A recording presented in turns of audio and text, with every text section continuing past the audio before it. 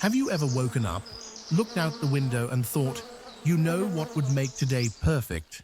A world without bugs, no mosquitoes, no flies, no creepy crawlers sneaking into your cereal box. Ah, paradise. But hold on. Before you start throwing a confetti party for the extinction of insects, stick around, because by the end of this story, you might be begging for a beetle. Let's start with the dream. Imagine a world where picnics are divine. No ants marching across your sandwiches, no buzzing bees photo-bombing your selfies, sunsets, beaches, open-air dinners, all perfect, all the time. Even that one spider in the shower, gone. Humanity cheers. Kids dance in fields. Stickman flips a pancake without swatting a single fly. Life is beautiful. But then, something strange starts happening. Breakfast feels weird. Not the cold cereal because you overslept kind of weird. More like the why are the fruits shriveling and the toast isn't toast because there's no wheat kind of weird. Supermarkets go empty. Your favorite burger joint turns into a salad-only restaurant. And that salad, it's basically colored water because even lettuce starts to taste like sadness. Why? Because here's the twist. About 75% of all crops in the world rely on something called pollination. And guess who does that pollination? Yup, insects. Bees, butterflies, beetles. They're the delivery guys of the plant kingdom. Without them, fruits and vegetables don't grow. Coffee? Gone. Chocolate? Gone. Avocados? Sorry, no toast for you. And it's not just food. Animals start starving too. Cows, pigs, birds, they eat plants, or the things that eat plants, and those start disappearing like your willpower during a diet. A few months later, the forest goes quiet. No buzzing, no chirping, just silence. Even the flowers look like they've given up on life.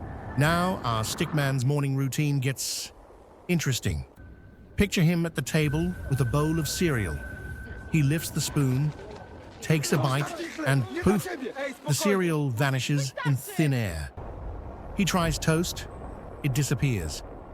He clings to the last banana, which also vanishes before his eyes. His fridge is empty, his stomach angry, his face like the final stage of hangry evolution. Finally, he grabs the only food left in sight, a cactus.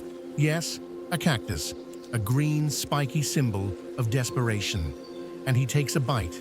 Cue the painful cartoon sound. Meanwhile, nature is collapsing faster than a bad Wi-Fi connection.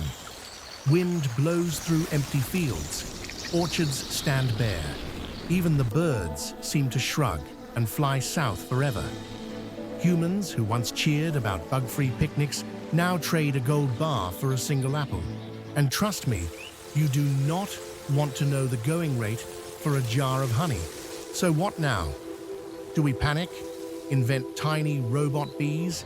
Start a global cactus diet? Or do we do the unthinkable?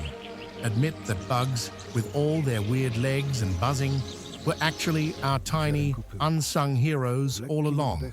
Here's the twist. Insects don't need us. We need them. They're nature's little gears, turning the whole food machine we rely on. When we squish them, ignore them, or swat them for fun, we're basically breaking the system that keeps us alive. They're not just annoying specks on a windshield. They're the reason we have food on the table and flowers in the spring. So next time you see a bee buzzing around or an ant carrying a crumb 10 times its size, maybe think twice before reaching for the swatter. Who knows?